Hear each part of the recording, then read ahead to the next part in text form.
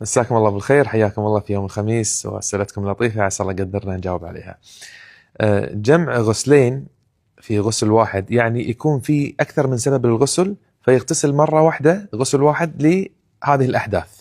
يجوز؟ الجواب نعم يجوز. يعني مثلا واحد على جنابة وكان يوم جمعة فبيغتسل يوم الجمعة، على فرض أن غسل الجمعة واجب يعني، فغسل واحد يكفي للأثنين. هو لما يغتسل ينوي في رفع الحدث الأكبر، فأي حدث أكبر عليه يرتفع بهذا الغسل وإن تعددت الأحداث وأسباب وموجبات الغسل. أحيانا يكون هذا الشعور من الشيطان، يعني كوسواس، خلينا نقول للتثبيط عن الطاعة، وأن الواحد ييأس مهما سوى ما راح يكون قريب من الله، مهما فعل من عباداته هو يظل بعيد. يعني هذا الشعور مو حلو. بالعكس أحيانا الإنسان إذا تقرب إلى الله يحمد ربنا الله قربه منه واصطفاه ورزقها العبادة يقربه منه. هذا الشعور مع رب العالمين شعور جميل، مو شعور الضمان في القبول، هذا شيء ثاني، لكن ان الله وفقني حق العبادات، وفقني اصلي بوقتها واقول اذكاري ووردي واحفظ قراني واستغفر، يعني هذه بحد ذاتها نعمه الواحد يفرح فيها. ما يكون شعور العكس اني انا للحين بعيد، يعني متى الوقت اللي بفرح فيه وبقول انا الحمد لله ان شاء الله تقربت متى؟ فلا الواحد يشد على نفسه بهالطريقه لا يوصل للقنوط والياس، يحس انه مهما سوى هو يظل بعيد عن الله سبحانه وتعالى، فيترك اللي يسويه. هذه الآية اختلف أهل العلم في تفسيرها، منهم من قال أن المقصود فيها الملائكة، لا يمسه أي اللوح المحفوظ إلا المطهرون، ومنهم من قال هو القرآن، فلا يمسه من ابن آدم إلا المطهرون. ولهذا استدل من رأى وجوب الطهارة في مس المصحف بهذه الآية، يعني يقول لي ما يصير تمسك المصحف إلا على طهارة، دليل هذه الآية وحديث النبي صلى الله عليه وسلم وأن لا يمس القرآن إلا طاهر. هذه أدلة وجوب الوضوء أو أن يكون إنسان على طهارة في مس المصحف. أما موضوع الحيض والجنابة هذا احنا ما يصير يمسه أصلا، لكن الكلام في تلاوته أنه يتلو عن ظهر قلب. لكن مس المصحف هذه الآية قد يستدل فيها على أحد التفاسير، وكذلك حديث النبي صلى الله عليه وسلم. لا إن شاء الله ما في اعتداء، بالعكس هذه التفاصيل مطلوبة شرعا، يعني الواحد يبحث عن الدين والخلق وإن شاء الله العلم، فبالعكس هذا شيء طيب إن شاء الله. عسى الله يستجيب دعواتك ويفرحك ببناتك. اليوم ما شاء الله وايد في أسئلة عن القرآن وحفظ القرآن، فأنا بأجمل الإجابة على أكثر من يعني سؤال. عشان واحد يستمر في حفظ القرآن دائما أوصي أن تلتزم مع الشيخ يضبطك في الحفظ، أقصد يضبط أوقات حفظك ما تتراخى، ويضبط حفظك كصحة. وهذا أجاب عليك أختي كذلك، أن ما لا تحفظين بروحك، ما يكفي أنك تسمعين الآية اللي تعثرتي فيها أو صعبة من شيخ من المشايخ، طيب والآية اللي أنت عبالك صح يمكن تكون غلط، والقرآن بالتلقي. فالالتزام مع شيخ وايد مهم جدا، يضبط الموضوع كامل أيا كان، مركز من مراكز القرآن، مع شيخ معين، مع اللي هو. الشيء الثاني أن محفوظك تقرأ في صلاتك، هذا يعينك وايد على حفظ القرآن. شيء ثالث لا نستعجل في ختم القرآن، ترى يا جماعة مو سباقه، يعني بالراحة، أنت طالما ماشي على الخط فأنت على خير، لا تعتبرك لازم أخلص بسرعة حتى لو كان حفظك ضعيف. ليش تستعجل في الحفظ؟ فالركادة زينة، وخليك مع شيخ وقرأ محفوظك في صلاتك. عسى الله يثبتك ويستر عليك وبنات المسلمين. أحسن رد للي يتكلم بهالكلام إنك ما تردين، هذه نصيحة. لا تدخلين في نقاشات، خاصة اللي يتكلمون ويناقشون ويقولون ويستهزئون، هم ما يبون يقتنعون، يعني هم كذي بس في كلمة بداخلهم يبي يقطونها، فأنت تجاهلهم بذكاء ولباقة، ابتسامة، إن شاء الله خير، الله يهدينا جميعا، بس. وإذا تبين رد ثاني حق اللي يقول هو مو فرض ما فرض، ماشي، احنا خلينا نفترض انه مو فرض. العلماء منهم من قال فرض، منهم من قال سنة، تمام. في أحد منهم العلماء قال أنه مو مستحب؟ في أحد من العلماء قال أنه مو مستحب؟ لا، الكل يقول انه مستحب والكل يقول انه هو الافضل، لكن مختلفين هل نوصل الى الوجوب او لا فقط. فهذا اذا كرد تبين كحكم، وانا انصحك انه الاولى لا تردين على الناس واصبري، وعسى الله ياجرك اضعاف على غربتك وشعورك بالغربه، وانت صدقيني قدوه لغيرك وانت ما تحسين ولا تدرين.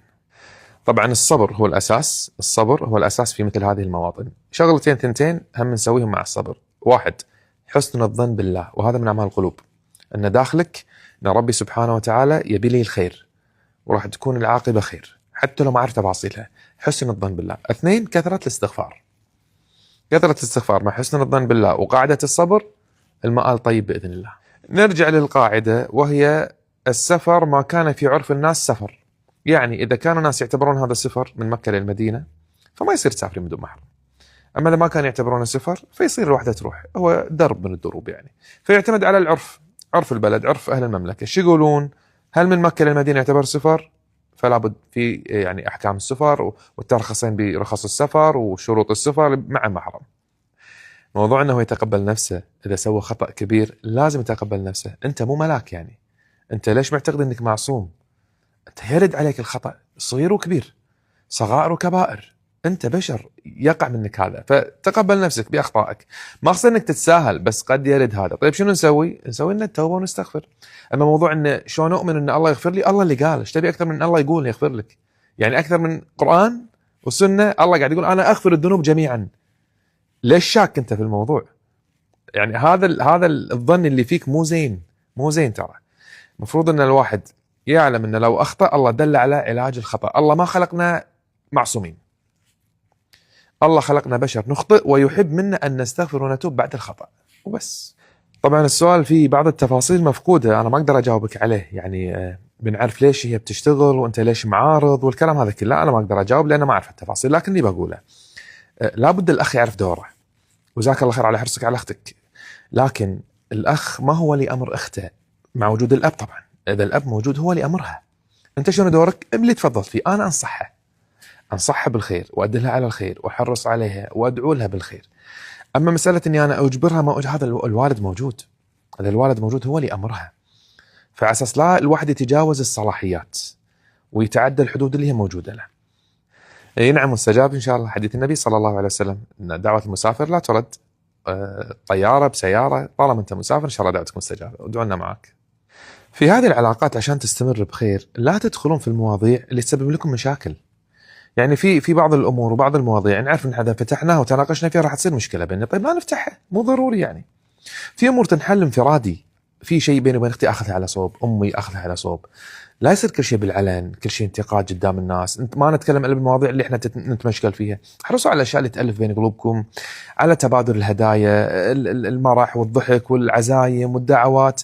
يعني الواحد يسعى في تاليف قلوب اهلها، اهم ناس، خواتك وامك اهم ناس هذيل.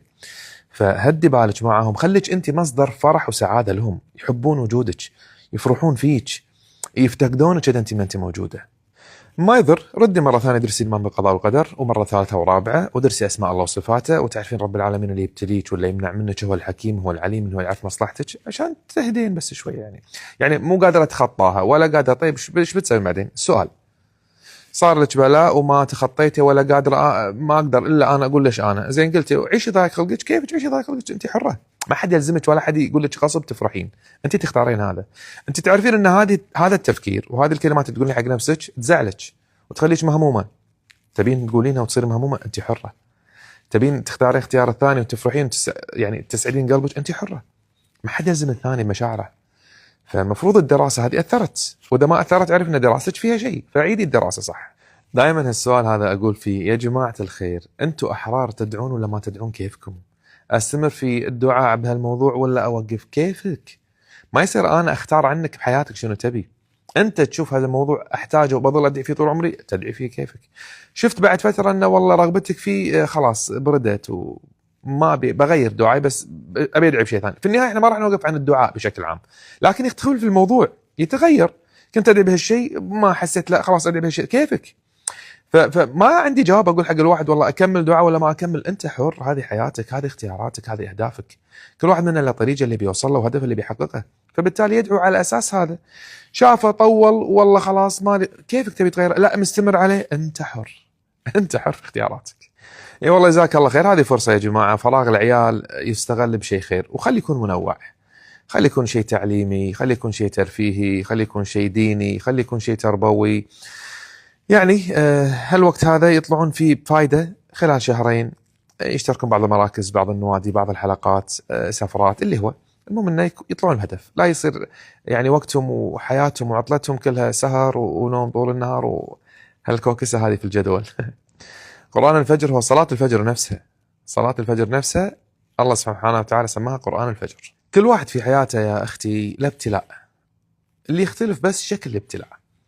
واحد الله ابتلاه بصحته وعافيته، واحد الله ابتلاه في أمواله، واحد الله ابتلاه في أولاده، واحد الله ابتلاه في أشياء كثيرة. اختيار رب العالمين البلاء على حسب حكمته سبحانه وتعالى وعلمه فينا. يعرف أن طلال يقدر على هالبلاء ويتحمله فيبتلي فيه، واحد ثاني يصبر على هالبلاء. لا تقولين لا والله أنا لو في ابتلاء ثاني أصبر عليه، إلا هذا مو قادر، هذا أنت تقولينه، لكن الله أعلم فيك. مهما كان اللي يصير في الإنسان من بلاء، مطلوب منه مثل ما قلنا قبل شوي يحسن الظن بالله ويكثر الاستغفار ويبذل الأسباب مثل ما أنت سويتي. تحققت النتيجة أو ما تحققت هذا عند الله. يعني إحنا ما نشترط على الله يا رب أنا سويت اللي أنت قلت فلازم تعطيني، لا مو كذي. إحنا لما نبذل الأسباب هذا تعبدا لله، لما ندعو هذا نبدأ نسوي عبادة بغض النظر عن النتائج تحققت ولا لا. فالإنسان يكون راضي بقضاء الله وقدره ويتحمل ويصبر وله الأجر من الله. التصرف مع هذا الصنف من الناس، أول شيء التجاهل. إذا قدرتوا تتجاهلونه من غير ما تتأذون وتنزعجون، يعني خلاص ماكم علاقة فيه ولا تقعدون معاه، ممتاز أريح لكم. طيب ما في مجال للتجاهل، هو موجود.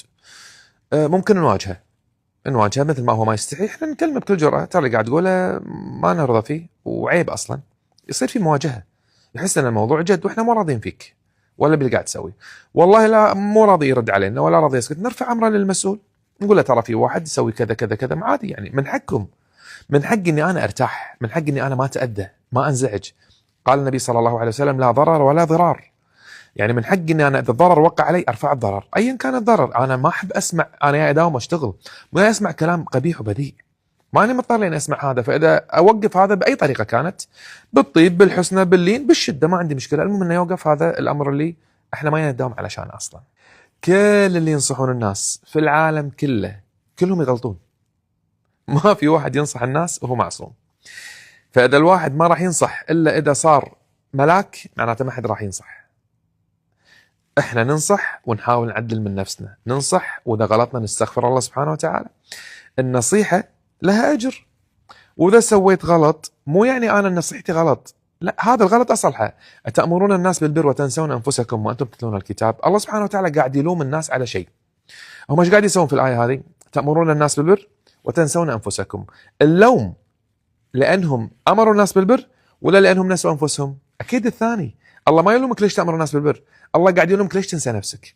فأنا أظل أمر الناس بالبر وما أنسى نفسي إن شاء الله، ولو غلط أعدل. وبالعكس ترى نصيحة الناس تشجع الإنسان أنه يضبط حاله ويستقيم ويمشي صح.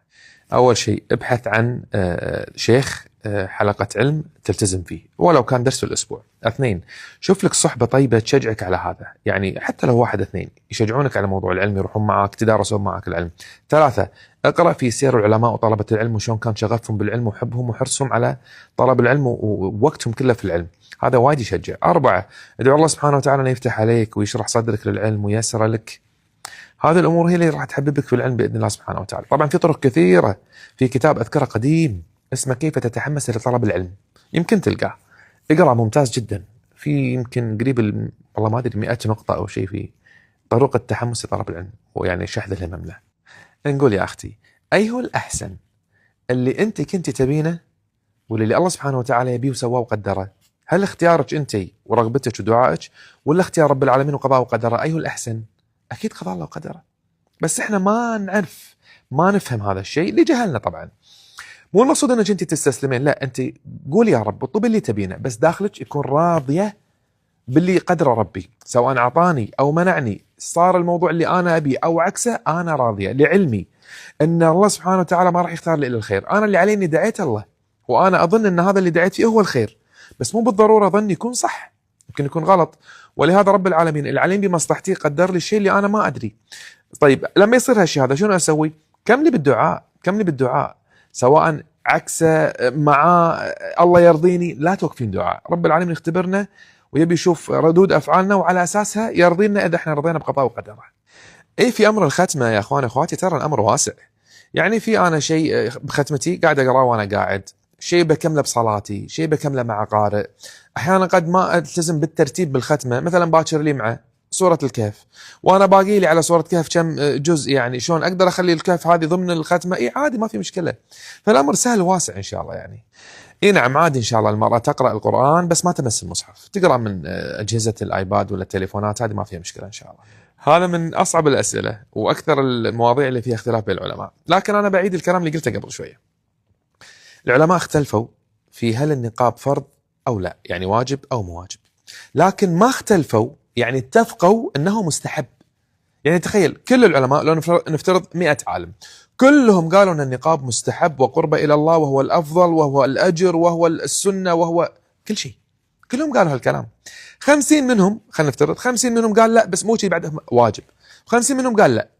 فاستحباب النقاب هذا ما في خلاف، ما في خلاف ان النقاب شيء طيب ومستحب. طبعا حتى اللي قالوا مستحب مو واجب في بعض الحالات يجيبون، اذا كانت مثلا مرأة جميلة وقد تفتن بجمالها هم هذه ألزموها بالنقاب. فالموضوع فيه خلاف، لكن في النهاية هو عبادة وطاعة بغض النظر واجب ولا مستحب. فاللي تنوي النقاب خلي توكل على الله وتنوي القربة إلى الله سبحانه وتعالى وربي يستر عليه ويثبتها. هذا سنة للكل، للرجال والنساء، وليس واجب. حتى الرجال مو واجب، هو سنة للرجال أو النساء.